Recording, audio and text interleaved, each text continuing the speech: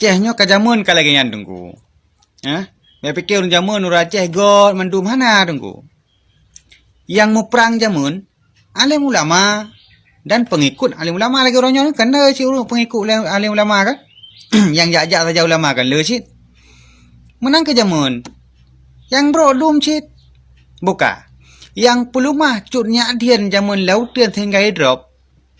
Panai urangnya. Kau Aceh. Puhanana ke le urangnya. Ya kan? Alinya cin kalan lo wate jamun sumbang mu.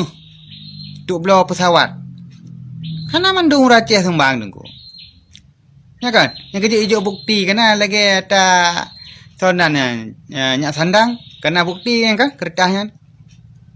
Bahkan orang Aceh yang fitnah-fitnah orang lain bekajuk nah. Men fikir ronyo sagai orang Aceh kalau genyo ini tu kan jamun kan kana kerona orang nyanci ya. Yang jo Acehnya ke RI jamun Belanda kan nunggu Aceh. Ini yang perang tu karena betul kayak pengut kayak ini kau pun dah jauh. Padahal alim ulama jamun termasuk Abu Hasan kurung kali kepegah baik. Tak mekat bat toko ubud atau rod lebih mangat ke nabu dibandingkan tak mekat bat toko rai atau gok. Kan toki tanya. Hai dengar. Orang yang hai dengar sih. Bahkan yang pakai top kitab. Taduk atas mikir tentang salah Aceh. Taduk kitab.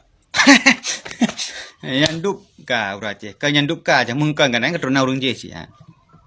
Keturunan orang je sih. Atau mana mau perang ni tu. Bawa puah na mau puah pi.